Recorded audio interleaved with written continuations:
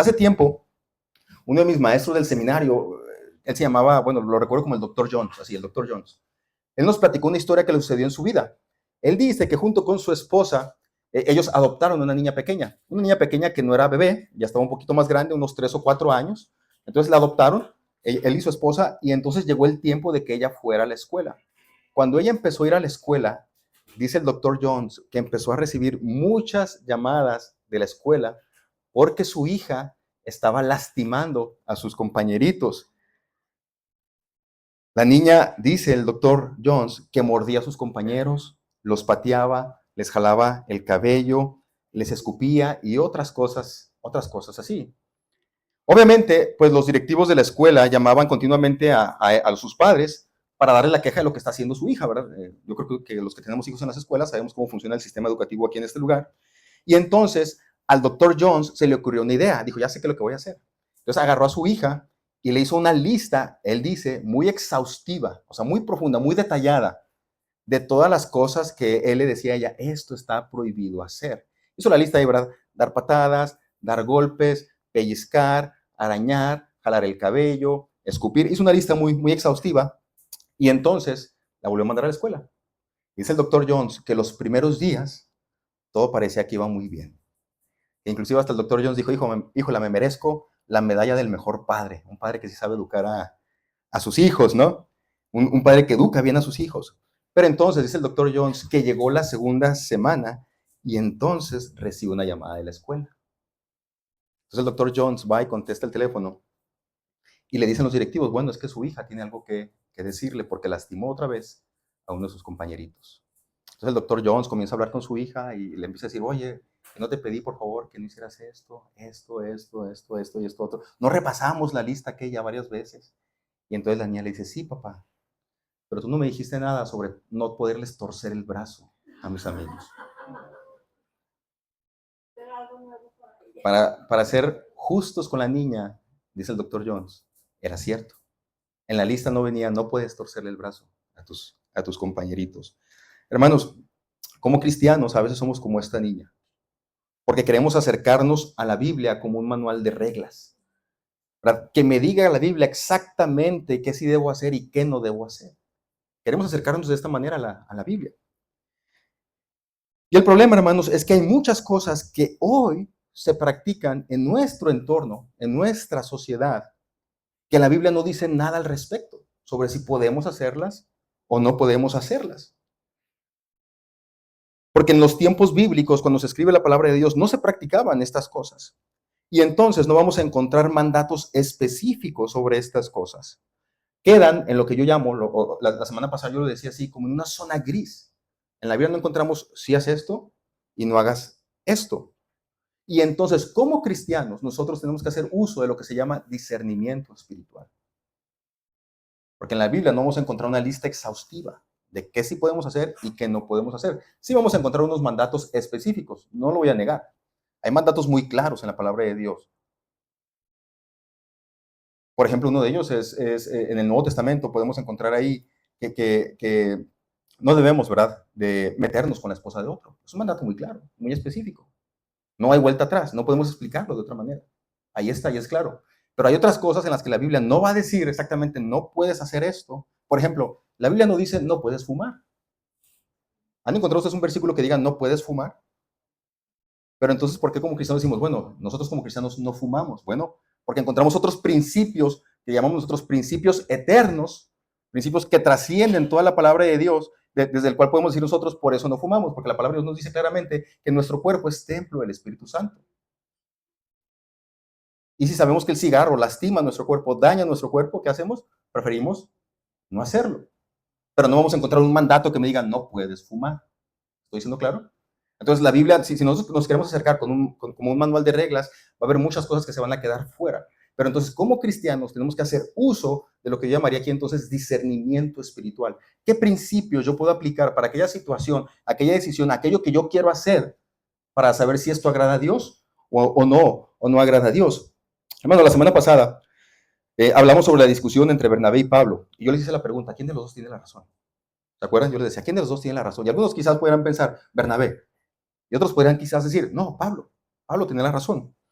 Pero yo les dije, hermanos, que en esa situación de la semana pasada dije, no hay un blanco y no hay un negro, no hay un blanco y no hay un negro, sino un gris. Diríamos nosotros algo neutral, es algo neutral. Porque recuerden que no era un problema, hermanos, de doctrina. Cuando hubo un problema de doctrina, la iglesia tuvo que tratar todo eso. Pero no era un problema de doctrina, sino de cómo llevar a cabo la misión. ¿Cómo le hacemos? Por un lado, Pablo decía, yo no me quiero llevar a alguien que a las primeras de cambio se baja de la misión. Es lo que decía Pablo. Yo no me voy a llevar a un cristiano en el cual yo no pueda confiar. Pero Bernabé dice, sí, vamos a darle otra oportunidad.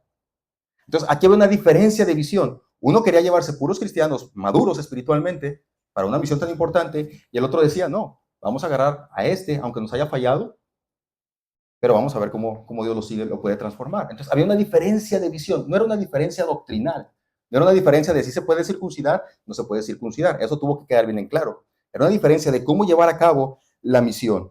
Y entonces, hermanos, sabemos nosotros que Dios bendijo la misión de Pablo, porque vamos a leer precisamente su segundo viaje misionero, y Dios bendijo esa misión de Pablo, pero Dios también bendijo lo que hizo Bernabé, porque más adelante vamos a encontrar que Juan Marcos es descrito en la Biblia como alguien que fue de mucha utilidad para Dios. Entonces se dan cuenta de una diferencia de visión o de cómo hacer las cosas, de práctica. Y Dios bendijo a los dos. Pero hermanos, el asunto que yo quiero tratar con ustedes y que considero que este texto nos enseña es sobre la importancia de tener precisamente esto, discernimiento espiritual. Y miren, quiero decirles un poquito qué es el discernimiento espiritual, porque a veces los cristianos usamos palabras medio raras, ¿no? Palabras que a veces la gente no entiende. Inclusive en la palabra de Dios hay palabras que de pronto no entendemos claramente. Concupiscencia. ¿Qué es concupiscencia? Concupiscencia. ¿Se dan cuenta? Son palabras que de pronto no entendemos, pero las asumimos y las dicen y a veces las pronunciamos sin saber qué significan, pero como se oyen bonitas y parecemos cristianos y las decimos, entonces las decimos. Entonces aquí es una de esas palabras que a lo mejor no todos conozcan el significado, que es discernimiento espiritual. ¿Qué es el discernimiento espiritual? Es la capacidad de distinguir entre lo bueno y lo malo, la verdad y el error, lo que proviene de Dios y lo que no. Pero el discernimiento espiritual no es tengo un sexto sentido, o sea, no es como tengo aquí, ¿cómo le llama la mujer? Intuición, no es una intuición, porque tiene un fundamento. El discernimiento espiritual está basado en la guía del Espíritu Santo y en los principios eternos que encontramos en la palabra de Dios. Entonces, el discernimiento espiritual extrae principios que encontramos en la palabra de Dios y con la guía del Espíritu Santo los aplica. Eso es el discernimiento espiritual. Poder distinguir entre lo bueno y lo malo en base a la palabra de Dios, aunque la palabra de Dios no contenga un mandamiento específico para esa situación. Eso es discernimiento espiritual. Así que vamos a ver, hermano, nuestro pasaje de hoy y vamos a ver cómo Pablo aplicó este discernimiento espiritual a la situación que él estaba viviendo. Hechos capítulo 16, versículo 1 dice lo siguiente: Pablo fue primero a Derbe y luego fue a Listra. Estamos hablando del segundo viaje misionero de Pablo, donde había un joven discípulo llamado Timoteo. Su madre era una creyente judía, pero su padre era griego. Los creyentes de Listra y Iconio tenían un buen concepto de Timoteo. De modo que Pablo quiso que él los acompañara en el viaje. Por respeto a los judíos de la región, dispuso que Timoteo se circuncidara antes de salir, ya que todos sabían que su padre era griego. Luego fueron de ciudad en ciudad enseñando a los creyentes a que siguieran las decisiones tomadas por los apóstoles y a los ancianos de Jerusalén. Así que las iglesias se fortalecían en su fe y el número de creyentes crecía cada día. Luego Pablo y Silas viajaron por la región de Frigia y Galacia, porque el Espíritu Santo les había impedido que predicaran la palabra en la provincia de Asia en ese tiempo. Luego, al llegar a los límites de Misia, se dirigieron al norte, hacia la provincia de Bitinia, pero de nuevo el Espíritu de Jesús no les permitió ir allí. Así que siguieron su viaje por Misia hasta el puerto de Troas. Esa noche, Pablo tuvo una visión. Puesto de pie, un hombre de Macedonia, al norte de Grecia, le rogaba: ven aquí a Macedonia y ayúdanos. Entonces decidimos salir de inmediato hacia Macedonia, después de haber llegado a la conclusión de que Dios nos llamaba a predicar la buena noticia allí. Como un paréntesis, allá no tienen su Biblia, subrayan el versículo 10. Es en esta ocasión, en Hechos, donde Lucas se une a la misión de Pablo. Si se dan cuenta, Lucas está hablando en todo tiempo en segunda persona, en segunda y en tercera persona. Pero a partir del versículo 10, Lucas comienza a hablar en primera persona, del plural. Nosotros decidimos salir de inmediato. Y tú dices, ¿nosotros? Cuando todo el tiempo estuvo hablando de Pablo y de allá de ellos, ahora dice nosotros. Pues aquí es cuando Lucas se une a la misión de Pablo. Hermanos, Antes de iniciar explicando este texto en particular, no sé si ustedes recuerdan que la semana pasada yo les dije que el segundo viaje misionero de Pablo, en su inicio, no se parece mucho al inicio del segundo viaje misionero de Pablo. Porque en el primer viaje misionero de Pablo, vemos que inicia con mucha oración y con ayuno y con los líderes tratando de buscar la voluntad de Dios. ¿Se acuerdan de eso? Que había muchos maestros en Antioquía, pero que entonces el Espíritu Santo dijo, apártenme a Bernabé y a Pablo para la obra que los he encomendado. Y entonces dice la palabra de Dios que se pusieron a volver a orar y se pusieron a ayunar. Y cuando finalmente comprendieron que esta era la voluntad del Espíritu Santo, les impusieron las manos y los enviaron. Pero el inicio del segundo viaje misionero no es así. Dice la palabra de Dios que simplemente en un día a Pablo se le ocurrió, le dijo a Bernabé, ¿sabes qué, Bernabé? Volvamos a visitar las iglesias que establecimos. Quiero que vayamos a visitar a los nuevos creyentes. Entonces, en el segundo viaje misionero sí oraron por ellos, pero no oraron los líderes, no les impusieron las manos, no ayunaron, no oraron, pero viajaron. Entonces, es diferente el inicio del segundo viaje misionero. No significa que no hayan orado, no significa que no hayan ayunado, pero el texto no nos dice que lo hayan hecho. ¿Me estoy explicando? Pero hay una diferencia. Por un lado surgió para el movimiento, el Espíritu Santo, que claramente le dice al liderazgo, apártenme a Bernabé y a Saulo, y por otro lado esto surge, Pablo sintiendo en su interior, ¿sabes qué? Quiero que volvamos a visitar a los nuevos creyentes que ya visitamos anteriormente. Entonces, hermanos, fíjense bien, es bien sabido por todos que los nuevos creyentes son como bebés espirituales. Yo creo que todos los cristianos que tenemos tiempo sabemos eso. Los nuevos creyentes son como bebés espirituales. Y al inicio los bebés son más vulnerables, ¿verdad? Necesitan de más atención. Necesitan también de un trato más amable. Yo no trato a mi hija pequeña como trato a los más grandes. De repente, Edén, voltea a ver a Edén y anda agarrando uno de mis libros y los anda rompiendo, ¿verdad? Arrancándole todas las hojas. ¿Qué es lo que hago? Pues voy, le quito el libro, ¿verdad? Lo pongo más arriba. Y entonces, ¿a quién le echo la culpa? Exactamente, ¿verdad? Digo, es mi culpa por dejarle las cosas a la mano, a mi hija. Pero si yo agarro a uno de los otros dos ahí que tengo, ¿verdad? Torbellinos, que están haciendo lo mismo cuando ya ellos ya tienen la capacidad de discernir lo que sí está bien y lo que no está mal, cuando ya les he dicho otras veces no lo hagan, y luego agarro haciendo lo mismo, pues a ellos sí me los voy a castigar, ¿verdad? Entonces se dan cuenta, con los bebés somos más sensibles, también somos más pasalones porque entendemos que hay cosas que ellos poco a poco van a ir entendiendo conforme van creciendo en la vida. Con los bebés espirituales, con los nuevos creyentes sucede algo similar.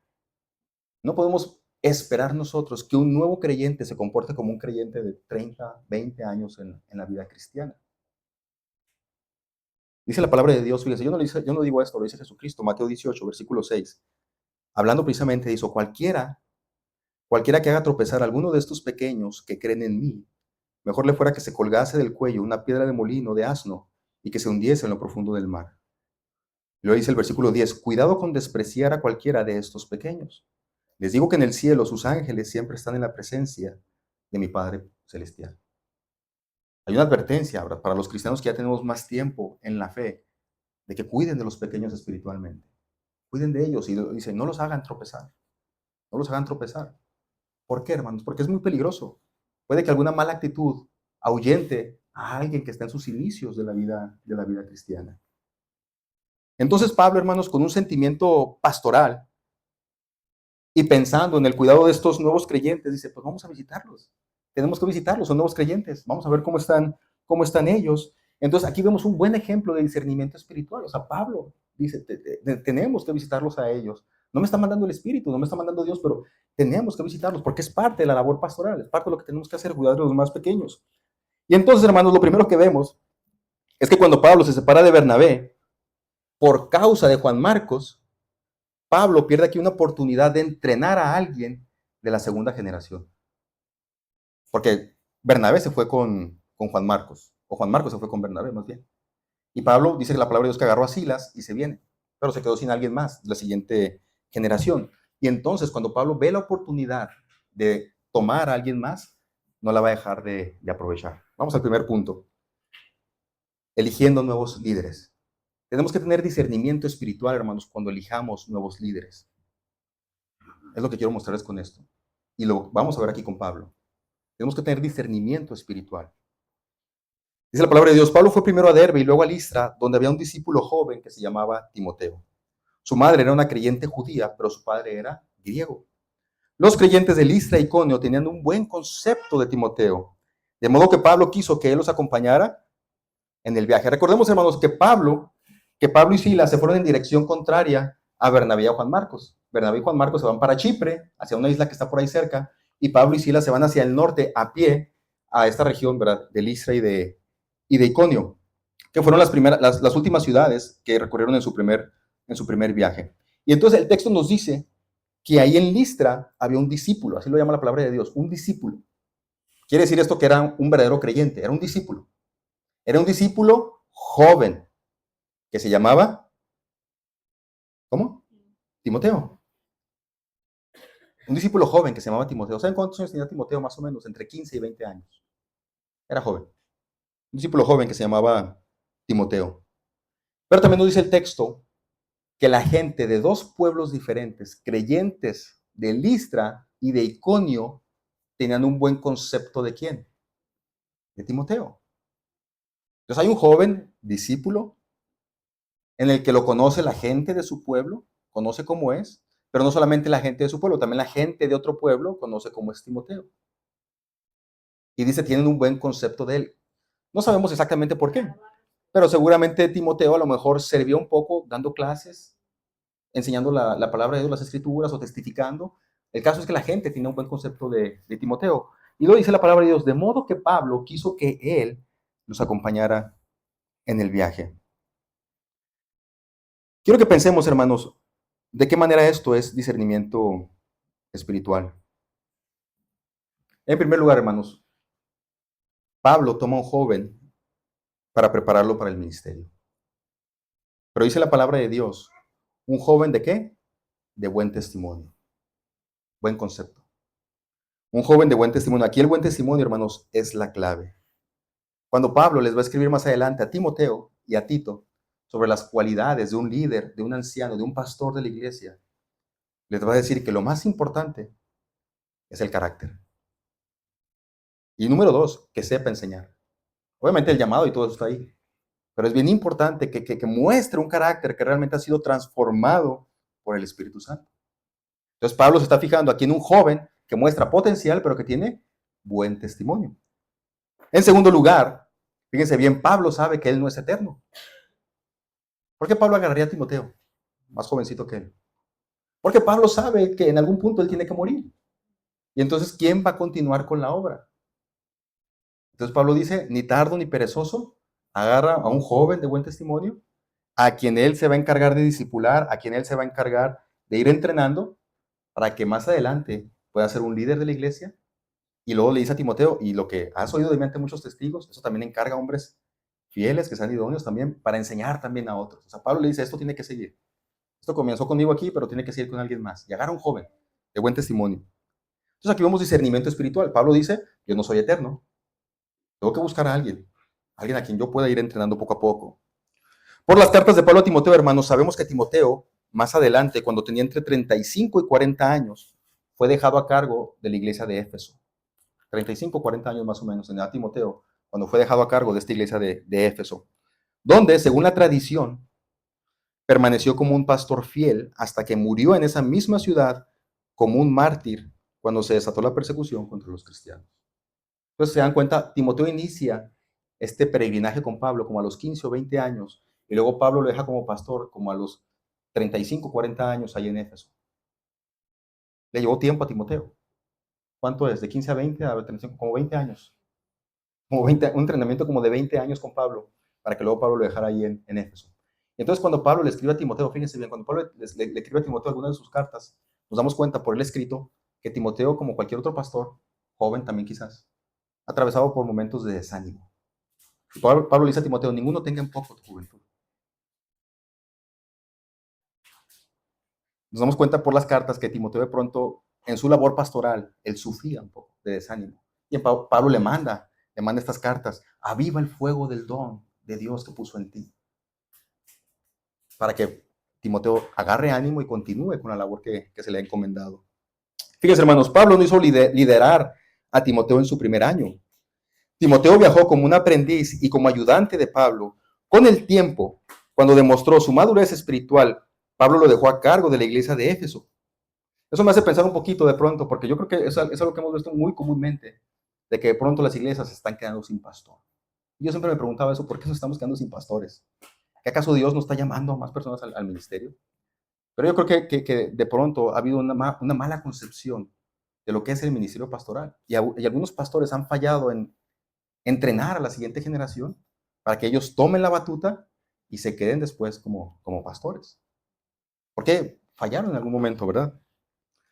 Eso nos recuerda, hermanos, que como iglesia debemos estar siempre invirtiendo en la siguiente generación, en su crecimiento y en su capacitación espiritual, porque nadie de nosotros es eterno.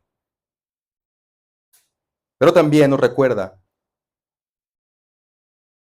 que podemos hacer líder, que para a cualquiera que vamos a ser nosotros líder, debemos de tener el discernimiento espiritual de poner a cristianos de buen testimonio. A cristianos de buen testimonio y que estén bien capacitados o entrenados para la labor que se les va a asignar. Tenemos que tener ese discernimiento espiritual. Personas líderes de buen carácter y que estén capacitados, que estén entrenados para aquello que se les está encomendando. Es un principio, ¿verdad? Para elegir nuevos líderes. Discernimiento espiritual. Número 2, pensando en el bien de la misión. Dice la palabra de Dios, por respeto a los judíos de la región, dispuso que Timoteo se circuncidara antes de salir, ya que todos sabían que era de padre griego. Luego fueron de ciudad en ciudad enseñando a los creyentes a que siguieran las decisiones tomadas por los apóstoles y los ancianos de Jerusalén. Así que las iglesias se fortalecían en su fe y el número de creyentes crecía cada día. Hermanos, cuando yo estaba leyendo un poquito este texto, esto me sorprendía demasiado. Me sacaba a mí de, como dicen aquí, de mis casillas, no de mis casillas, pero o sea, dicen los jóvenes ahora, me reventaba la mente, lo dicen en inglés, ¿no? Blow my mind. Me explotaba la mente. Porque yo decía, ¿cómo es posible que Pablo, el que casi se arranca los pelos cuando llegan estos hermanos que venían del judaísmo y que les decían, todos los cristianos se tienen que circuncidar para obedecer la ley de Moisés, si no, no pueden ser salvos? Y Pablo les decía, no, somos salvos por gracia, no tenemos que estar cumpliendo la ley de Moisés. Y de pronto, dice aquí, dispuso que Timoteo se circuncidara antes de salir. ¿Me estoy explicando? O sea, esto es chocante. O sea, Pablo, ¿verdad? Pablo, el maestro de la gracia, el que enseña que no es necesario guardar la ley para ser salvos, el que exhorta a los Gálatas a que no se circunciden porque entonces están obligados a cumplir toda la ley de Moisés. O sea, este Pablo es el que le va a decir a Timoteo, circuncídate. Y digo, ¿por qué? Acabamos de pasar por un concilio de la iglesia aquí en Hechos capítulo 15, donde claramente los hermanos líderes de la congregación allá de Jerusalén dejaron en claro que no se debe obligar a los gentiles a circuncidarse.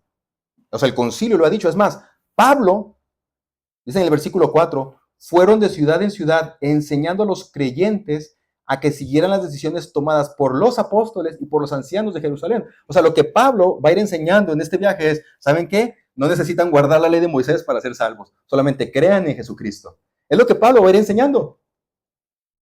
Pero hace que Timoteo se circuncide. Entonces, esto parece contradictorio. ¿Por qué Pablo? ¿Por qué Pablo hace esto? ¿Qué está pasando aquí? Entonces Pablo predica una cosa y practica otra. Déjenme les explico, hermanos, qué es lo que está pasando aquí. El texto dice ahí, por respeto a los judíos de la región. Por respeto a los judíos de la región, ya que todos sabían que era de padre griego y de madre judía, Pablo dispuso que se circuncidara a Timoteo. En otras palabras, hermanos, Pablo no quería que una cuestión secundaria fuera a ser un impedimento para compartir el evangelio. Por eso tenemos que tener discernimiento pensando en el bien de la misión. Se cuenta una fábula de unos conejos que están ahí comiendo su hierbita, ¿no? Tranquilamente. Y de pronto uno de los conejos ve que vienen unos perros galgos que vienen pues a comérselos, ¿no? A cazarlos. Y entonces le dice a su compañero, hey, ahí vienen los perros, los galgos, vámonos. Salen corriendo los dos. Pero de pronto voltea el otro conejo y luego le dice, oye, pero no son galgos. No recuerdo el nombre de la raza, y son Rottweiler. Y se ponen ahí a discutir los dos. Se paran y se ponen a discutir los dos, que porque el otro dice que es galgo. No, si es un galgo, mira, ¿por qué esto, por eso? Y el otro dice, no, es un Rottweiler, por esto, otro. Se quedan ahí, llegan los perros y los capturaron. Por andar pensando en cosas triviales, peleando por cosas triviales. ¿Qué importa si son galgos? ¿Qué importa si son Rottweiler? ¿Qué importa si son Pitbull? Córrele. Lo importante no es la definición, sino hacer, ¿verdad? Lo que tenemos que hacer, correr. Y a veces los cristianos estamos peleando por cosas triviales y no pensamos en el bien de la misión. ¿Qué es lo más importante que tenemos? ¿Qué fue lo que Cristo nos mandó en la palabra de Dios a sus discípulos? Vayan y hagan discípulos a todas las naciones. Hermanos, Pablo no quería que una cuestión secundaria fuera un impedimento para compartir el evangelio. Por eso manda que Timoteo se circuncide. ¿Le afecta en algo a Timoteo que se circuncide? Pues quizás el dolor inicial de la circuncisión. Pero es mejor que se circuncide para que no le genere una barrera más adelante cuando comparte el evangelio con los judíos, a estar peleando siempre con eso. Imagínense cada vez que en cada ciudad que Pablo llegara y que los judíos se dieran cuenta, ahí está Timoteo, pero no está circuncidado, y se estuvieran peleando por eso. Pablo dice, mejor que se circuncide, nos evitamos ese problema y yo puedo compartir el evangelio, que es a lo que nos ha llamado Dios. Dice 1 Corintios 9, del 20 al 22, estas son palabras de Pablo. Dice Pablo, cuando estaba con los judíos, vivía como un judío para llevar a los judíos a Cristo. Cuando estaba con los que siguen la ley judía, yo también vivía bajo esa ley, a pesar de que no estoy sujeto a la ley. Me sujetaba a ella para poder llevar a Cristo a los que están bajo la ley. Cuando estoy con los gentiles, quienes no siguen la ley judía, yo también vivo independiente de esa ley para poder llevarlos a Cristo. Pero no ignoro la ley de Dios, obedezco la ley de Cristo. Cuando estoy con los que son débiles, me hago débil con ellos, porque deseo llevar a los débiles a Cristo. Sí, con todos trato de encontrar algo que tengamos en común y hago todo lo posible por salvar a algunos. Pablo, ¿verdad? O sea, cuando estoy con los judíos, me sujeto a la ley, aunque yo sé que no debo, o sea, yo sé que la ley no me salva, pero me sujeto a la ley para que eso no sea un impedimento de compartirles el evangelio. Cuando estoy con gentiles, que ellos no viven bajo la ley, yo vivo libre de la ley, porque yo sé que la ley no me salva, pero lo hago para poderlos llevar a Cristo. Mira, hermanos, recuerdo que en una ocasión, cuando yo andaba quedando de novio con la hermana Keila, con la que ahora es mi esposa, ¿verdad? Entonces los jóvenes de la federación, así le llamamos, jóvenes de la federación, que básicamente es que varias iglesias bautistas hacíamos un culto unido, así le llamábamos. Todos los jóvenes nos juntábamos en un lugar una vez al mes, teníamos un culto todos juntos. Eso servía de muchas cosas, entre ellas también era para ser novios, ¿no? O sea, pues, en tu iglesia hay puros hombres, pero en aquella iglesia hay hombres y mujeres, o hay más mujeres, pues se juntan y a lo mejor ahí se puede hacer una relación de noviazgo, ¿verdad? Entre jóvenes cristianos. Pero bueno, se hacen esas federaciones de jóvenes. Y en una ocasión resulta que nos dijeron, pues vamos a hacer una actividad evangelística.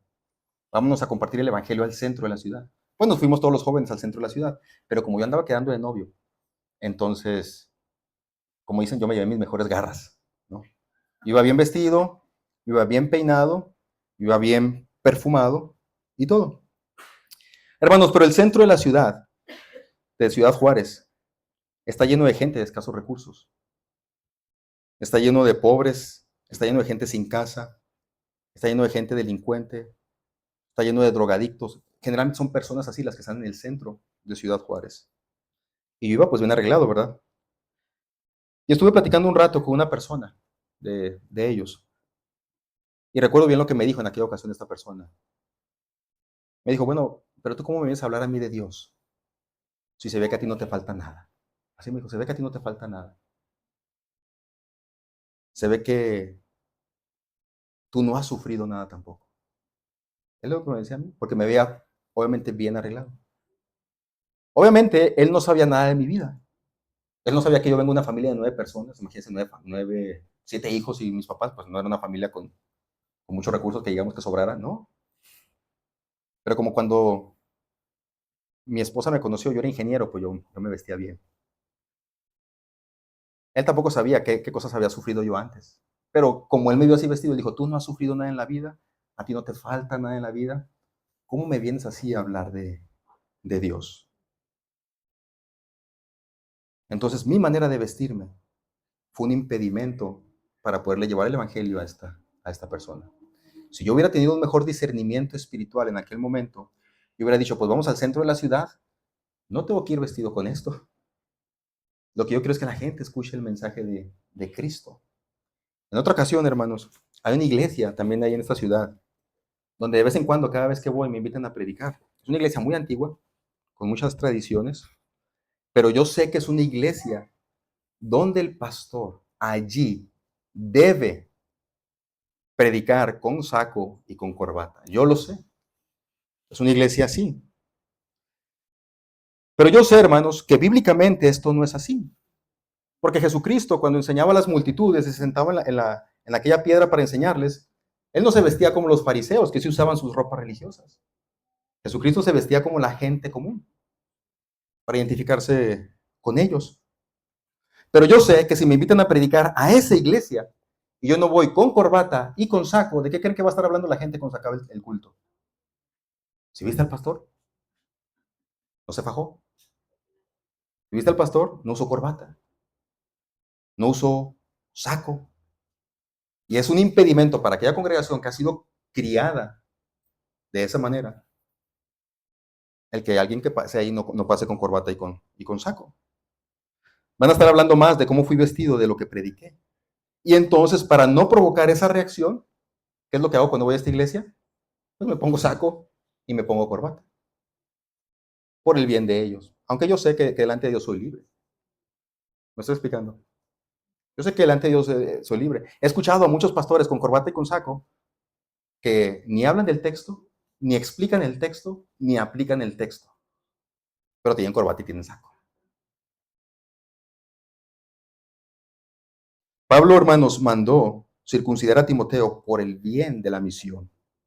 Como cristianos, aunque somos libres de cumplir la ley, estamos llamados a discernir qué cosas de nuestras prácticas pueden ser de tropiezo para la misión y entonces obrar en consecuencia. Si yo sé que mi ropa va a ser un impedimento, entonces cambio mi manera de vestir. Aunque yo sé que delante de Dios eso no tiene nada que ver. Es algo trivial. Pero prefiero que para que el Evangelio llegue, someterme entonces a esa ley. Número 3, hermanos, dejándose guiar por el Espíritu Santo. Dice ahí, luego Pablo y Silas viajaron por la región de Frigia y Galacia, porque el Espíritu Santo les había impedido que predicaran la palabra en la provincia de Asia, en ese tiempo.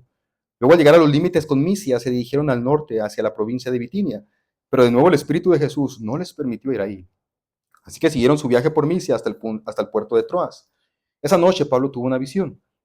Puesto de pie, un hombre de Macedonia, al norte de Grecia, le rogaba, ven aquí a Macedonia y ayúdanos. Entonces decidimos salir de inmediato hacia Macedonia y después de haber llegado a la conclusión de que Dios nos después de haber llegado a la conclusión de que Dios nos llamaba a predicar la buena noticia ahí. Quiero, hermanos, que observen los dos lugares donde el Espíritu Santo les impidió predicar la palabra de Dios. Hay dos lugares, Asia y Bitinia. Tengan bien en cuenta esos nombres. ¿Cómo? ¿Dónde? Asia y Bitinia, ¿verdad? El Espíritu Santo, dice aquí, no los dejó predicar ahí, ni en Asia, ni en Bitinia. Ahora, no nos dice cómo fue que el Espíritu Santo se los impidió. No nos dice si recibieron una visión, no nos dice cómo. Simplemente dice, el Espíritu Santo no les permitió compartir la palabra ni en Asia, ni en Bitinia. Por la carta de Pablo a Gálatas, sabemos que Pablo sufrió una infección o alguna enfermedad en sus ojos y eso lo impidió seguir el rumbo que tenía planeado originalmente y entonces tuvo que ir a la región más cercana de Galacia. Pero Lucas no es más claro en cuanto a cómo fue que el Espíritu Santo les impidió. Simplemente creemos aquí que por esta enfermedad Pablo tuvo que desviarse, porque originalmente Pablo quería recorrer todas las iglesias de su primer viaje misionero, pero cuando Pablo tiene que viajar hacia el sur, no puede por esta enfermedad, entonces tiene que viajar hacia el oeste, a la región de Galacia. Entonces Pablo llega ahí a la región de Galacia, pero no puede predicar ni en Asia ni en Bitinia, y todos creemos que es por esta enfermedad. O sea, que la manera en que el Espíritu Santo se los impidió fue permitiendo una enfermedad en Pablo.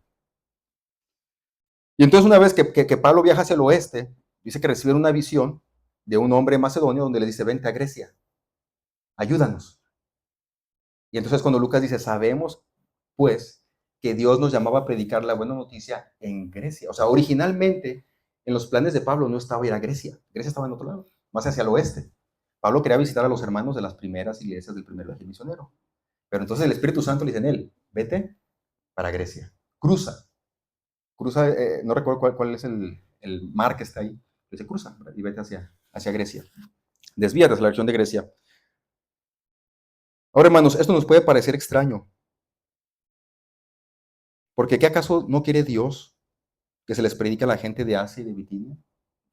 Desde una perspectiva meramente humana pensaremos, bueno, pero ¿qué Dios no quiere la salvación también de ellos? De la gente de Asia y de la gente de Bitinia. ¿Por qué Dios no permitió que Pablo fuera ahí? ¿Por qué el Espíritu Santo les impedía predicar en Asia y en Bitinia? ¿Por qué los manda para Grecia? ¿Que la gente de Asia y de Bitinia no es importante también? ¿No tienen el mismo valor que la gente de Grecia?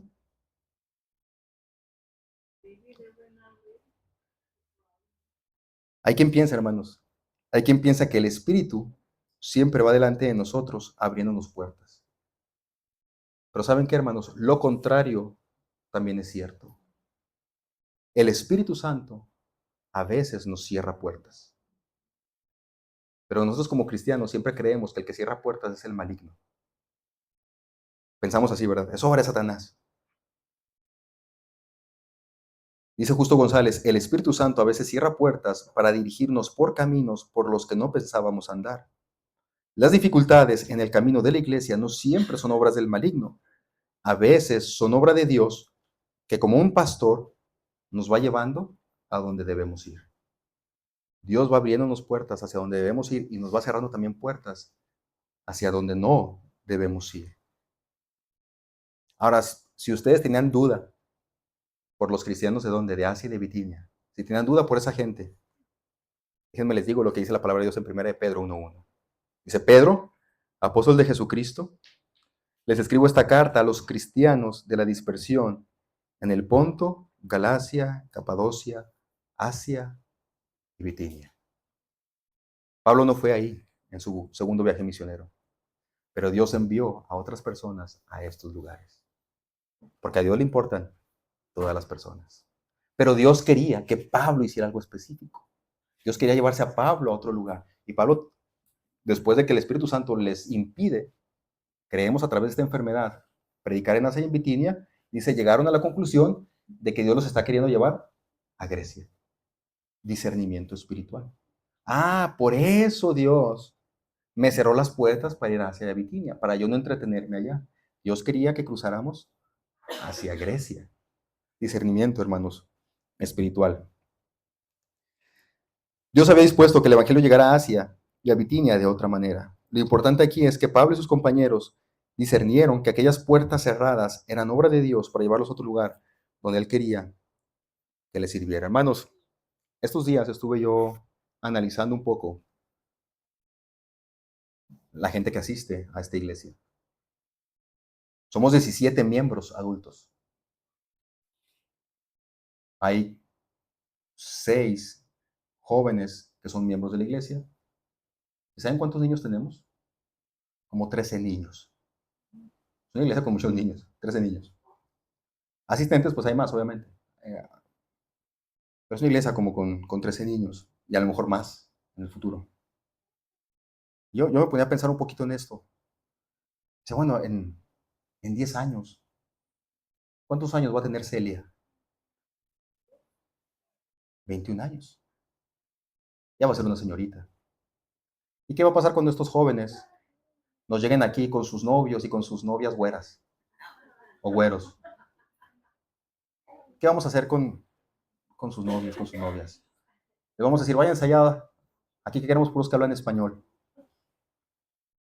O les vamos a decir, vénganse, les enseñamos español nosotros aquí.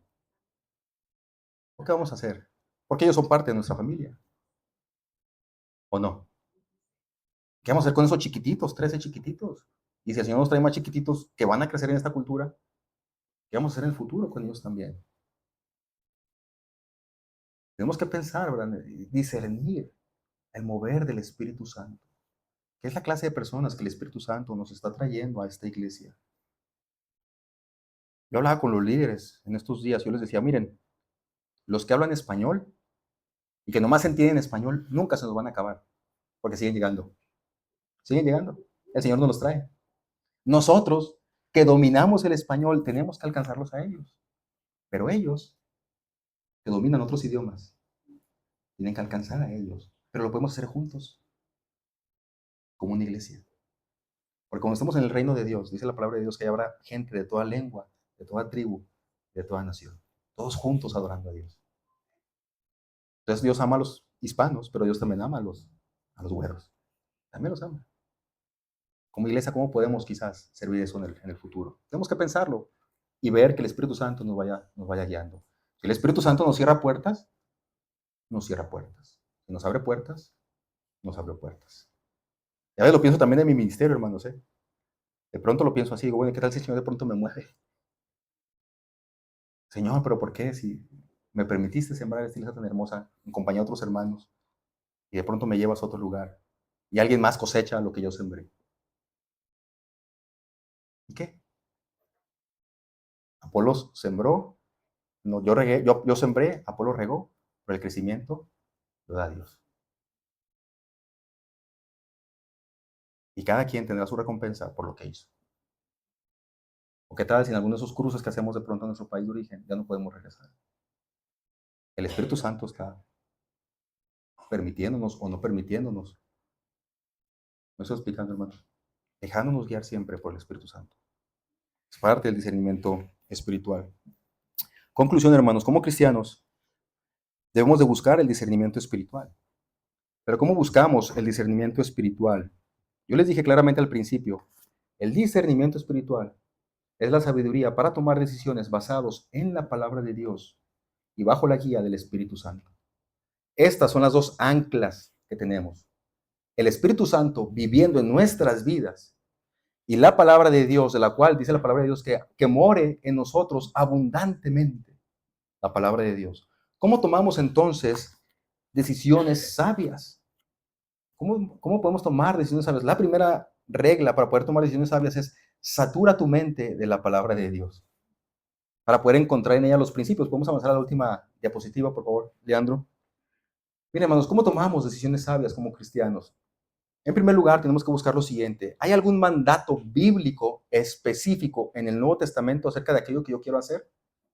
Pon a pensar en esto, ¿verdad? Lo que sea. Lo que tengas en tu mente, la duda que tengas en tu mente. ¿Hay algún mandato bíblico específico en el Nuevo Testamento que me diga que sí o que no puedo hacer? Ya me está diciendo que me calle mi hija. Perdónenme, hermanos, pero ya va a acabar. ¿Hay algún mandato bíblico? Si no encuentro un mandato bíblico claro, entonces vamos a la segunda pregunta. ¿Qué principios bíblicos eternos me pueden guiar a mí en esto? Hay un principio que es eterno, por ejemplo, el principio de la santidad. Dice la palabra de Dios en 1 Pedro 1:16. Dios dice, sed santos porque yo soy santo. Y la santidad implica una diferencia con el otro pueblo. Cuando Dios le da a Israel todas estas leyes, que no coman esto, que no hagan esto, que no se pinten aquí, que corten el cabello, que no se corten el cabello. Cuando Dios le da todas estas reglas a Israel es para que sean diferentes, que la gente de los otros pueblos pueda decir, ellos no se parecen a nosotros. Son santos, apartados para Dios. Entonces, el principio de la santidad. ¿Cómo aquello que yo estoy pensando hacer refleja la santidad de Dios? Refleja que soy diferente al mundo. Porque recuerden que hay un reino de Dios y hay un reino de este mundo. ¿Cómo aquello refleja la santidad? Hay un principio de adoración, dice Romanos 12:1. Por lo tanto, amados hermanos, les ruego que entreguen su cuerpo a Dios por todo lo que le ha hecho a favor de ustedes, que es un sacrificio vivo, santo, la clase de sacrificio que a Él le agrada. Esa es la verdadera forma de adorarlo. ¿Cómo aquello que voy a hacer adora a Dios? El principio de hacer las cosas para la gloria de Dios, 1 Corintios 10:31, todas las cosas me son lícitas, así que sea que coman o beban o cualquier otra cosa que hagan, háganlo todo para la gloria de Dios. Aquello que voy a hacer glorifica a Dios. Glorifica a Dios. Hagan estas preguntas, ¿verdad? Esto que estoy por hacer glorifica a Dios. El principio de la sabiduría, 1 Corintios 6:12, todas las cosas, dice Pablo, todas las cosas me son lícitas, pero no todas convienen. Todas las cosas me son lícitas, mas yo no me dejaré dominar por ninguna de ellas. 1 Corintios 10:23, todo me es lícito, pero no todo edifica. Hay otro principio más, el principio de no juzgar, para hacer caer a otro. Romanos 14:16. Así que dejemos de juzgarnos unos a otros. Por el contrario, Propónganse vivir de tal manera que no causen tropiezo ni caída a otro creyente. ¿Cómo aquello que yo voy a hacer es una piedra de tropiezo para mi hermano más débil en la fe? ¿Cómo aquello que estoy por hacer lastima a uno de mis hermanos más pequeños en la fe? Entonces, no son todos los principios, ¿eh? Hay muchos principios que podemos encontrar en la palabra de Dios. Yo solamente estoy poniendo aquí un ejemplo, una lista pequeña de cómo nos podemos guiar en la vida para tomar decisiones con discernimiento espiritual. Pablo lo hizo, escogió a un joven de buen testimonio, luego se dio cuenta que el Espíritu Santo se los quería llevar por otro rumbo, y también dijo, bueno, pues vamos a circuncidar a Timoteo por el bien de la misión, aunque yo sé que circuncidarlo o no circuncidarlo delante de Dios no es nada, pero por el bien de la misión circuncidemos a Timoteo. Hay cosas así, hermanos, que de pronto como cristianos, por el bien de los más débiles, los que somos más fuertes espiritualmente, tenemos que limitarnos por el bien de la misión.